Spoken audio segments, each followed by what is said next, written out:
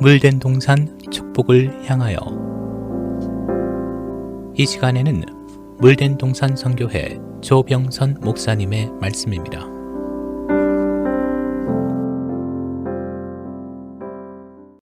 할렐루야, 한 주간도 평안하셨는지요? 오늘은 다섯째 날 무엇을 창조하시고 하나님 보시기에 좋으셨는지 제시된 비유의 말씀을 풀어 다섯째 날의 실상을 말씀드리려 합니다. 성도 여러분, 하나님께서는 물드는 생물로 번성하라. 땅이 하늘의 공창에는 새가 나르라 하시고 새를 그 종류대로 창조하시고 모든 물들의 큰 물고기와 각종 물고기를 종류별로 창조하시고 생육하라 번성하라 명하셨습니다. 그리고 그들에게 복을 주시며 창조하신 대로 이루어지니 하나님 보시기에 좋았더라. 저녁이 되면 아침이 되니 다섯째 날이니라 하고 기뻐하셨습니다. 그런데 창세기 1장의 천지 창조는 인간천, 인간지를 만드신 내역의 원리를 제시한다 하셨습니다. 그렇다면 물고기들과 새들은 무엇을 비유하였으며 물고기와 새들을 통해 가르쳐 주실 교훈이 무엇일까요? 레위기 11장에서 하나님 모든 짐승들과 새들과 물고기들과 하다못해 곤충까지 정결법을 만들어 정한 것과 부정한 것을 구분하게 하셨습니다. 그런 의미에서 우리는 성경을 해석할 때 부분적인 해석이 아닌 성경 전체의 한 주제를 제대로 점검해서 다섯째 날의 창조물에 대한 비유의 짝을 찾아 그 실상을 알아야 그 은혜가 넘치고 또 넘치는 것입니다. 그런 의미에서 성경에 제시된 비유는 그 비유법을 깨닫지 못하면 성경을 읽어도 그 깊은 내용을 알지 못한 채 겉만 핥게 되는 겁니다. 하나님께서 이렇게 비유법을 사용하여 성경을 기록하신 것은 두 가지 목적에서였습니다. 첫 번째는 창세부터 감추인 것을 드러내기 위해서지요. 성경은 창세기부터 계시록에 이르기까지 이스라엘의 역사를 제외하곤 대부분 비유와 비사로 뒤덮여 있습니다. 그러므로 우리가 생각했던 것보다는 훨씬 더 깊은 영적 해석을 그 단어에 담아내셨지요. 두 번째는 비유 속에는 천국의 비밀이 들어있으므로 비유를 사용한 단어 속에는 감춰진 옛 비밀한 일이 그대로 들어있는 것입니다. 마태복음 13장에서 예수님께서 이 모든 것을 무리에게 비유로 말씀하시고 비유가 아니면 아무것도 말씀하지 아니하셨으니 이는 선지자로 말씀하신 바 내가 입을 열어 비유로 말하고 창세부터 감춘 것을 드러내리라 함을 이루심이라. 주님은 오직 제자들에게만 그 비유를 베풀어 주셨습니다. 제자들은 그것이 이상해서 어찌하여 저희에게만 비유로 말씀하시나이까 여쭈었더니 천국의 비밀을 아는 것이 너에게는 허락되었으나 이 시대 종교 지도자들에게는 아니 되었다. 무릇 있는 자는 받아 넉넉하게 되되 무릇 없는 자는 그 있는 것도 빼앗기리라 이렇게 말씀하셨습니다. 성도 여러분, 여기에 너희과는 주님을 만난 이후 자기의 모든 것을 뒤로 하고 오직 주님만을 쫓는 제자들, 이런 사람들이며 오직 다른 자들에게는 천국의 비밀을 아는 것을 허락하여 주지 않으셨습니다. 그러므로 이 시대 목회자들은 너희과가 무엇을 의미하는지를 바로 알아야 이 대열에 서기 위해 자기 자신의 모든 것을 버리고 주님을 따를 수 있는 것입니다. 그런 의미에서 저희는 그 시대 종교 지도자들을 의미합니다. 이런 내용을 알지 못하면 천국 비밀을 아는 것이 허락되지 않은 불운을 겪게 되는 거지요. 그래서 여러분, 너희 거와 저희 거의 그 차이점을 알아야 합니다.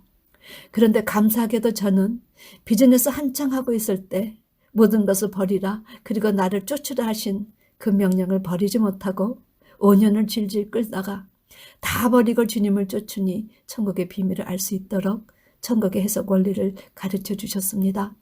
선악과 총론이 끝나면 제가 성경의 비유법에 대해 비유 총론을 증거해 드리려 합니다. 성도 여러분, 성경은 이 세상에 있는 모든 것을 비유로 하나님의 뜻을 전하는 영적 책입니다. 저는 하나님께서 인간을 창조하시기 전에도 물고기가 있었고 새가 있었다고 생각합니다. 산양 차원을 만드시기 전에 흙 차원의 사람들이 물고기를 먹고 새를 사냥해서 산 흔적이 이미 많은 책에 기록되어 있고 그것이 화석으로도 존재하기 때문입니다. 하나님은 세상을 바다로 비유하셨지요. 그러므로 바다의 물고기는 이 세상에 사는 우리 인생을 비유하신 말씀입니다. 주님께서 바다 같은 세상에서 베드로에게 사람을 낚는 어부가 되라 하셨으니 이 물에서 번성하는 물고기들이 다 무엇을 예표하였는가? 각기 여러 민족과 족속들을 예표하신 말씀이었습니다. 성경 전체가 이를 증거해 주셔서 이제 종말의 때가 되면 주님께서 천국을 비우러 어떤 일이 벌어진다고 우리에게 말씀을 주셨는지요. 마태복음 13장 47절에서 48절 말씀. 천국은 마치 바다에 치고 각종 물고기를 모는 그물과 같으니 그물에 가득함에 물가로 끌어내고 앉아서 좋은 것은 그릇에 담고 못된 것은 내어 버리느니라. 성도 여러분, 하나님은 천국을 마치 바다에 치고 물고기를 모아 잡는 그물에 비유하셨습니다. 마지막 때에 바다에 그물을 치고 기다리니 그물 안에 물고기가 가득했지요. 하나님은 그물을 물가로 끌어내라 하시고 무엇을 명하셨는가? 좋은 고기는 그릇에 담아라, 못된 고기는 내어버리라 하셨습니다. 성도 여러분, 그동안 우리는 물고기에 대해 큰 물고기, 작은 물고기, 맛난 물고기, 덜 맛난 물고기, 값이 비싼 물고기, 그래도 값이 싸서 자주 사서 먹을 수 있는 물고기 하면 전반적으로 이런 생각들을 하였습니다.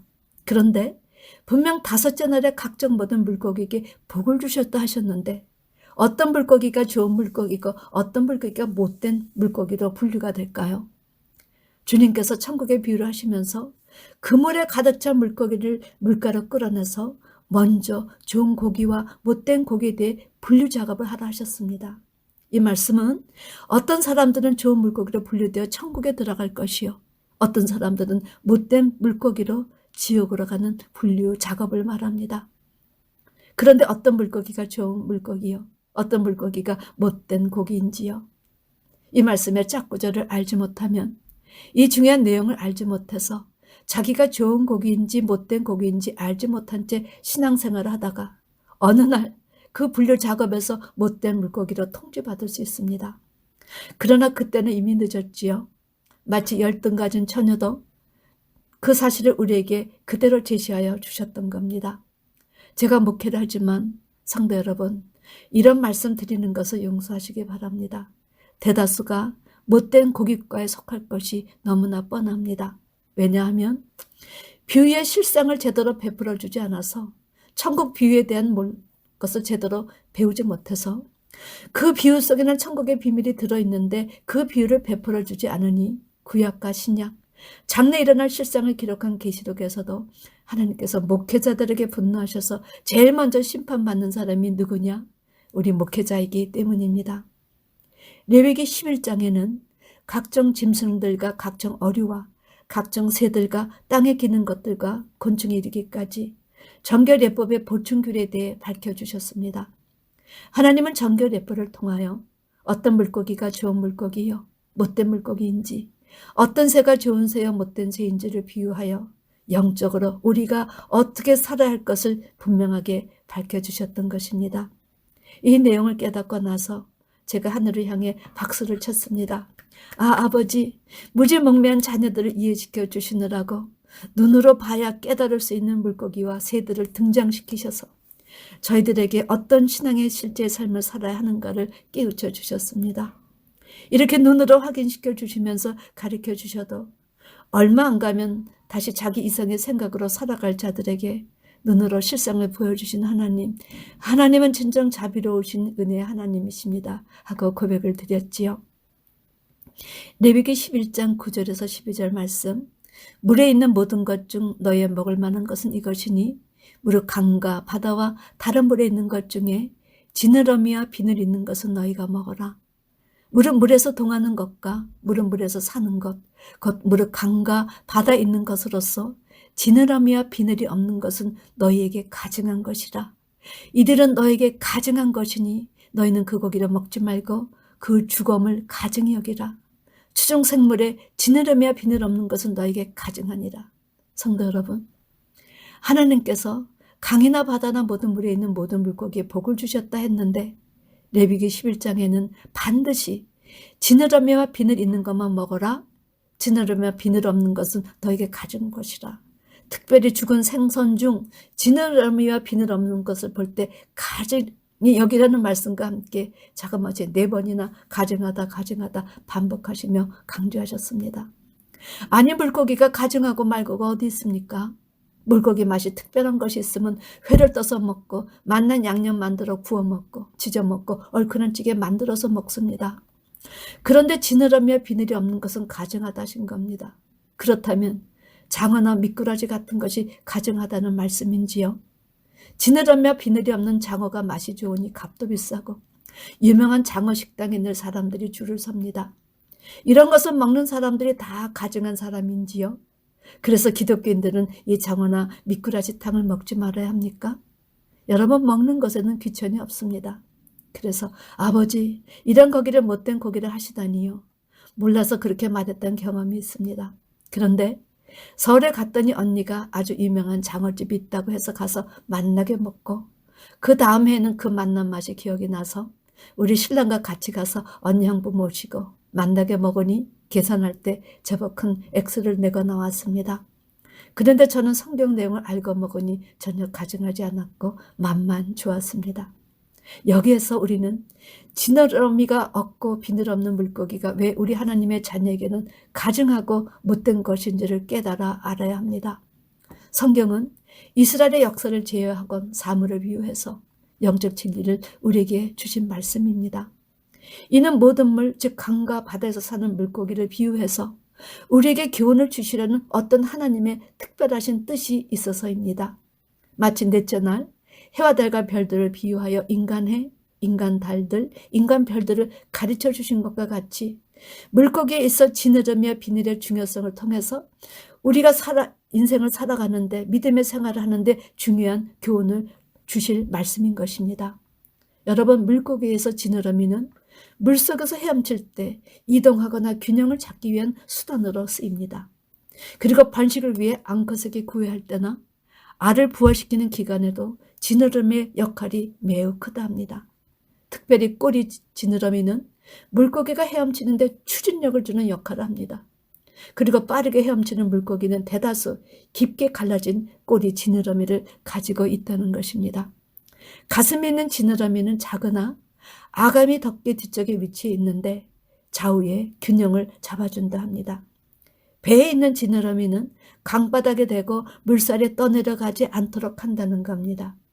한마디로 지느러미는 물고기에 있어서 헤엄칠 때 추진력을 주고 몸의 균형을 잡고 바다에서 생존 경쟁에서 살 수 있는 역할을 하는 것입니다.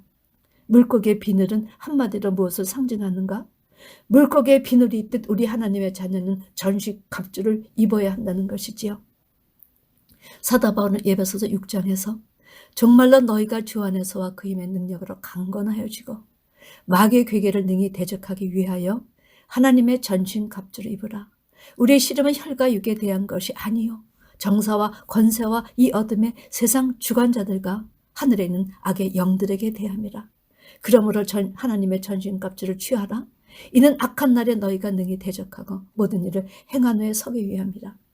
사랑하는 성도 여러분, 천국은 마치 바다에 치고 각종 물고기를 모는 그물과 같으니 그물에 가득함에 물가로 끌어내고 앉아서 좋은 것은 그릇에 담고 못된 것은 내어 버리느니라. 여러분은 어떤 물고기로 살고 계시는지요? 이 세상에 살면서 말씀을 붙잡고 어떤 것으로도 매이지 않고 세상에 속하지 않게 균형을 잡고 목적을 향하여 소원했던 항구에 도달하기 위해 준비 중이신지요? 새 중에도 부정하고 가증한 새로 규정된 새는 대개 주검이나 부패한 것을 먹고 사는 맹금리라는 공통점을 가지고 있습니다. 사나운 새 독수리와 매 솔개는 연약한 새나 짐승을 사냥하여 먹고 사는 새요. 고독한 새는 올빼미, 까마귀, 부엉이 같은 어둡고 한적한 곳에서 사는 새들이요. 불결한 것을 먹고 사는 새는 학과 황새를 말합니다. 타조는 사막에 살면서 비명을 지르듯이 크게 우는 새로 시체는 먹지 않으나 식물, 돌, 유리, 금속 등 닥치는 대로 아무 것이나 먹는 습관이 있다 합니다. 이런 새들을 모두 부정한 새로 규정하셨지요. 하나님은 이런 새들을 통해 맹금륜처럼 이웃을 허물지 말라. 고독한 새처럼 자기만 살지 말고 이웃을 돌아보고 연약한 자들을 도우며 과부와 고아를 살피라. 불결한 새를 통해서 우리 하나님의 자녀들은 누룩이 섞이지 않는 무교병 오직 말씀을 먹고 살라고 이 새들을 통해 교훈을 주신 것입니다. 아, 그러므로 영적 지느러미가 있어 바다 같은 세상에서도 오직 위를 바라보며 믿음은 들으면서 나며 들음은 그리의 말씀으로 인한다. 믿음은 바라는 것의 실상이요 보지 못하는 것의 증거니 말씀 붙잡고 믿음으로 헤엄을 쳐서 바다 가운데 누운 자가 되지 않고 이 세상 마귀와 싸워 소원 있는 항구로 나아가자. 그래야 우리는 이제 그날 그릇에 담겨져야 할 좋은 고기가 될 수 있다는 것입니다. 부디 비유하신 대로 하나님이 기뻐하시는 새와 물고기가 되셔서 하나님 기뻐하시는 좋은 고깃과 색깔에 속하는 여러분과 제가 되기를 주님의 이름으로 축원합니다. 아멘.